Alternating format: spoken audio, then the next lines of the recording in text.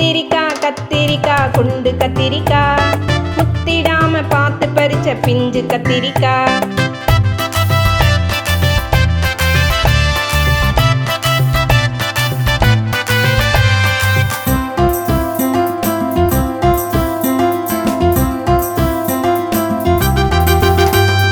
எண்ணெயிலே பொரிச்செடுத்த எங்க வீட்டு கத்திரிக்காய், அண்ணா அக்கா வாருங்க ஒன்னா சேர்ந்து உண்ணலாம்.